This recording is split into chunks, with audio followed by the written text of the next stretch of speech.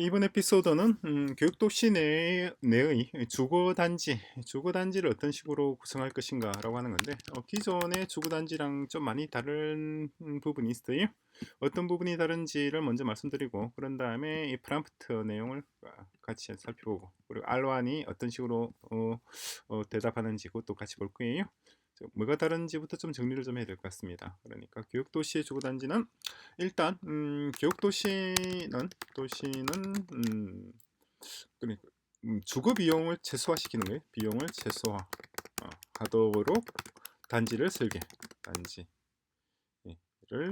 설계하는데, 어떻게 하면 주거 비용이 가장 적게 되는가라고 생각했을 때 놀랍게도 호텔이에요. 호텔이 어, 주거 비용이 가장 작습니다. 호텔 중에서도 레지던스 이 주거 비용을 최소화할 수 있는 방안이에요. 그러니까 기존의 아파트나 단독주택보다도 모든 시민들이 레지던스 호텔에 거주하는 방식이 가장 작습니다. 왜냐니까 레지던스 호텔 같은 경우에는 주방도 필요하지 않죠. 주방은 호텔 주방이 있잖아요. 세탁도 필요하지 않습니다. 세탁도 호텔에서 세탁 서비스를 제공하죠. 그죠? 그리고 냉난방도 중앙 집중식 냉난방, 중앙 냉난방이죠. 중앙 냉난방. 그리고 또 중앙 세탁. 주방도 중앙 주방이에요. 그러니까 대량 생산, 대량 보급이라 그러나요? 대량 생산, 주거 서비스를 대량 생산 및 대량 소비 방식이에요. 주거 서비스의 그러니까 그러니까 기회노동, 예를 들어서 집에서 밥을 하고 집에서 빨래하고 집에서 청소하고 할 때의 노동 생산성, 일반적 주택의 거주 형태라 그러면은 단독 세탁, 단독 취사, 단독 청소잖아요. 청소. 이것을 다 중앙 집중화로 바꾼단 말이에요. 집중화하게 되면 그러면은 개별 세탁 비용, 개별 치사 비용, 청소 비용이 다 절반 이하로 최소 3분의 1 이하, 최소 3분의 1 이상은 절감할 수가 있습니다. 그래서 그럼 레지던스 호텔 형식으로 10만 명의 주민들이 거주할 수 있도록 시스템을 구성하는 것, 거주 단지를 구성하는 것이 가장 합리적인 선택이 된다 이 말이에요. 그리고 공간도 훨씬 넓어지죠. 그러니까 개별 주택은 주방도 필요하지 않고 세탁기도 들어갈 필요 없고 냉장고가 들어갈 필요도 없고 가스레인지나 전자레인지도 필요하지 않고 그릇도 필요하지 않잖아요.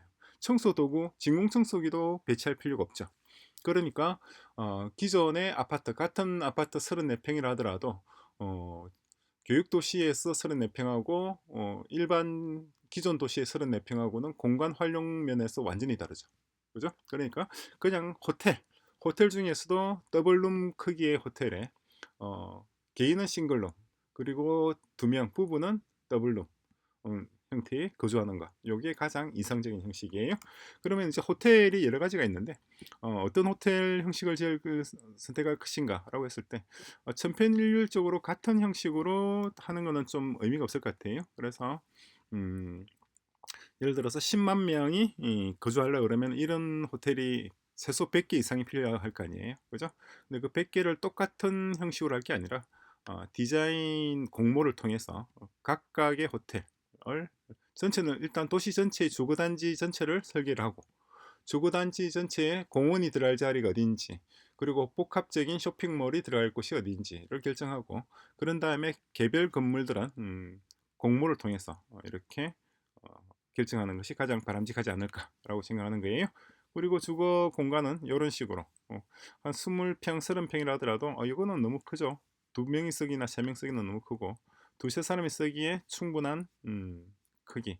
더블룸이나 뭐 이 건물이 상당히 이뻐요. 이 건물 어디서 했는지 모르겠는데 어, 이런 디자인 정말 이쁘죠. 하여튼 이런 형식의 디자인을 구성을 해야 돼요. 그리고 제주도는 바람이 많은 곳이고 그러니까 바람을 이용해서 에너지 자원도 획득할 수가 있단 말이에요.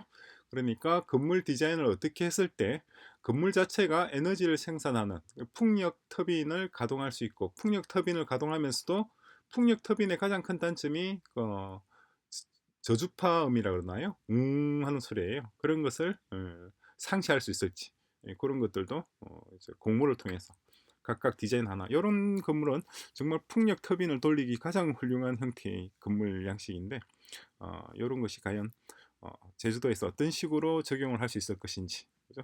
요거는 세계 최대 규모의 아마 호텔이죠. 이게 요게 어디 호텔인지 모르지만 규모가 가장 큰 걸로 알고 있습니다. 요런 형식도 지형 지물에 따라서 요런 것도 필요하겠죠. 해서 100개의 호텔을 짓는다고 가정할 때, 그죠? 100개의 호텔을 짓는다고 가정할 때 그 비용이 얼마나 들지, 어떤 식으로 건설할지 등등을 지금 요 프람프트를 넣은 거예요. 물론 이건 초안입니다. 요대로 짓는다는 말은 아니고 그냥 아이디어 차원에서 한번 정리를 해본 겁니다. 그래서 이런 내용을 넣었을 때 어떤 결과가 나왔는지 보면은 이런 식으로 얘기를 하고 있어요. 그래서 상당히 재밌는 내용이 많이 있습니다. 나름대로 생각을 열심히 해가지고 나름대로 생각을 열심히 했어요. 나중에 실제 프람프트를 넣을 때는 거의 한 100페이지 분량을 넣어야 될 거예요. 100페이지 분량을 넣고 R1이 답하는 것도 100페이지 분량에 다 정교하게, 매우 정교한 건설 계획이 나와야 될 테지만 지금은 그냥 아이디어 브레인스토밍 차원에서 한번 내용을 넣어봤습니다.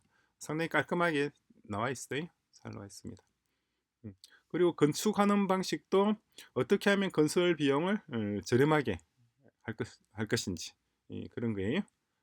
그리고 자, 굉장히 열심히 생각을 했어요. 정말 R1이 정말 열심히 생각을 해서 이렇게 답을 냈습니다. 그래서 건설 비용을 줄일 방안을 생각한 게 건설 비용을 최소화.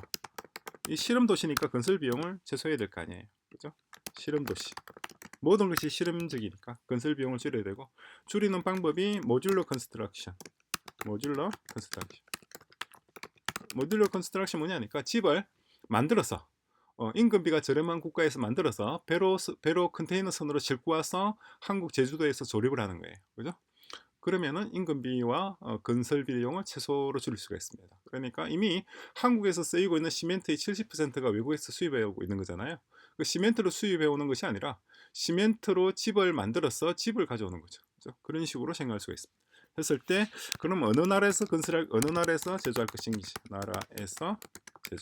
것인지 결정을 하는 것이고, 또 조립은 한국에서 조립할 거잖아요. 조립 인력은 어디서? 인력은 한국인으로 할 것인지 아니면은 다국적으로 할 것인지 등을 결정하는 거예요. 제가 보기에는 다국적 조합이 제일 바람직해요. 한국인 기술자들도 참여하고, 그리고 해외 노동 인력도 가져와야 들어오는 방식으로 하는데, 이제 그렇게 하려고 그러면 법적 허가가 필요할까요? 취업 허가 있어야 되는데, 요건 어떤 식으로 처리할 것인지, 그런 것들이죠. 거기에 대해서 간단하게 한번 물어본 겁니다. 자세하게 물어본 게 아니고. 그래서 물어봤더니 만약에 모듈을 건축한다 그러면은 가장 바람직한 규모는 15층이 제일 바람직하다. 에너지 소비나 유지 보수나 크레인으로서 조립을 할 때 효율성 15층이고, 그리고 1개 호텔 하나당 300개 정도 모듈이 필요할 것이고, 모듈 하나 크기는 이런 식으로 돼요. 3m, 5m, 10m. 컨테이너 보통 컨테이너보다도 좀 크네요. 그죠? 컨테이너보다 큽니다. 높이가 컨테이너보다 높고 폭은 3m 컨테이너가 있긴 합니다만, 그래서 550평방미터예요. 50평방미터면은 평으로 따지면은 거의 15평, 16평, 실평수 16평이니까 아파트로 치면은 27평, 26평 정도 되는 27평형 아파트 정도 되겠네요. 아니면 23평형, 22평형. 이 정도면 두 사람이 살기에 충분합니다. 왜냐니까 충분하고 남아요. 너무 크죠. 왜냐니까 이건 주방도 필요 없고 세탁실도 필요 없고 청소 도구도 필요 없고 가전제품도 대부분 필요 없단 말이에요. 그러니까 호텔 방 하나 크기가 20평이 넘는다 그러면 굉장히 큰 거죠. 그래서 이런 식으로 구성을 할 수가 있고, 인건비는 인도가 제일 싸다 나와 있어요. 그런데 인도가 과연 그 상품 생산 품질이 우리가 만족하는 기준이 될 수 있느냐 라고 하는데, 될 것도 같아요. 뭐 이미 수천 년 전에 타지마할을 지은 나라잖아요. 그리고 인도 가보면은 정말 그 건축물들의 정교함이 인간의 상상을 초월할 정도로 정교한 그런 건축물들이 많아요. 그러니까 인도에서 타지마할도 지었는데 이 정도를 모듈을 못 만들 이유는 없죠. 그죠? 그리고 모듈을 조립할 전용 크레인도 설계해야 되겠죠. 그러니까 조립하는 것도 자동화하고. 그래서 전체 비용은 요 정도 들지 않겠는가. 그죠? 49억 달러니까 우리나라 돈으로 한 7조 정도 들지 않겠는가라고 하는 건데, 7조 정도면 굉장히 저렴하게 들어가는 거죠. 10만 명이 살 수 있는 호텔 100개를 짓는데 7조면은 하나당 700억밖에 안 든단 말이잖아요. 그러면 굉장히 저렴하게, 만약 이렇게만 된다면은 정말 저렴하게 짓는 거는 맞아요. 근데 그렇게 될지 안 될지. 그리고 체류 비자, 특별 고용 비자 필요할 것이고, 이거는 이제 제주도청과 서로 상의를 해야 될 부분이고, 그리고 이 사람들이 숙소가 있어야 될 거 아니에요. 숙소를 어떻게? 일단 숙소 역할을 할 호텔부터 하나 먼저 지어야 되겠죠. 그래서 조립 감독관 기술자 1,500명 해서 대략 2,000명 정도면 충분할 것이다. 이건 정말 작죠. 10만 명이 거주할 도시를 주거 시설을 짓는데 2,000명으로 된다는 건 정말 조립하는데 너무나 작죠, 그죠? 이런 기술을 가지고 있는 데가 어디 있느냐 했더니 중국어 젠셔주 지투안이라고 있어요. 중국어 젠셔주 발음도 안 되네. 중국 건설 집단, 그죠? 중국 건설 그룹, 한국어로 젠셔 지투안, 지투안. 예. 그룹을 중국에 쓰는 지투안이라고 그래요. 이쪽에서 이런 노하우가 꽤 있다. 모듈러 호텔을 강주에 지은 적이 있다 이 말이에요. 그러니까 경험이 있지 않느냐. 칭화대학에서는 구조 안전성 시뮬레이션, 그리고 공원 배치 최적화 쪽으로 칭화대학 건축학과, 그리고 상하이 시정부가 양산항, 중국의 양산항을 통해서 모듈 해상 운송 지원, 그리고 관세 감면, 이런 것들을 상하이 시정부, 우리로 치면 시청을 말하는 겁니다. 시청과 상하이 시청하고 서로 협약을 맺을 수 있을 것이고, 그리고 호텔 내 스마트 설비, 냉난방이나 보안이나 IoT 이런 것들은 화웨이 스마트 시티 사업부랑 서로 협력 가능하지 않겠는가. 그리고 노동자 파견하고 하는 거는 중국의 저장성의 노동국, 그래서 중국인 노동자나 베트남인 노동자들을 파견해서 데려오는 그런 거예요.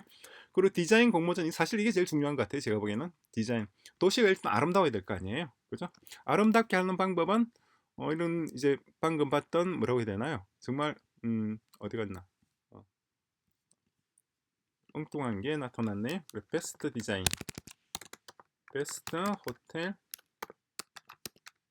디자인 어워드라고 그럴까요? 호텔 디자인 중에서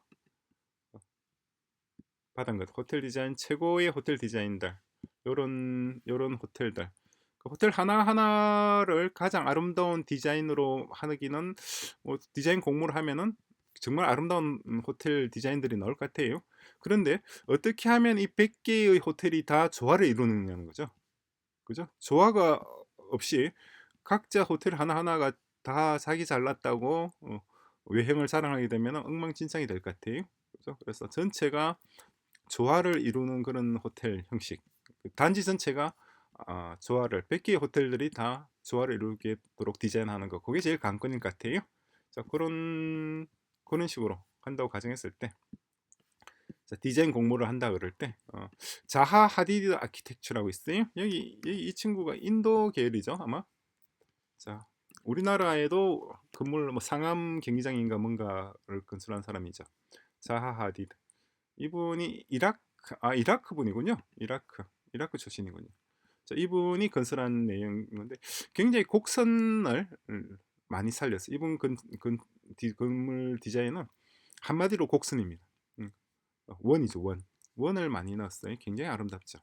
그래서 이런 세계적인 건축가가 일단 도시 전체의 건물 전체의 100개 호텔 각각의 디자인을 먼저 100개를 디자인 골경, 그러니까 대략 윤곽만 먼저 디자인을 하고, 그런 다음에 그 윤곽에 따라서 디자인을 공모하도록, 그렇게 하는 것이 제 생각에는 바람직할 것 같아요. 정말 이쁘죠, 그죠? 자, 이런 형식으로. 자하 하디드 세계적인 건축가이고, 따라서 돈도 엄청 비쌀 것 같은데, 한다 그러면은 일단 자하 하디드인가요? 자하, 이런 특정 건축가가 도시 전체를 먼저 전체의 외형을 스케치하고 그런 다음 그 스케치를 따라서 각각의 구조물 디자인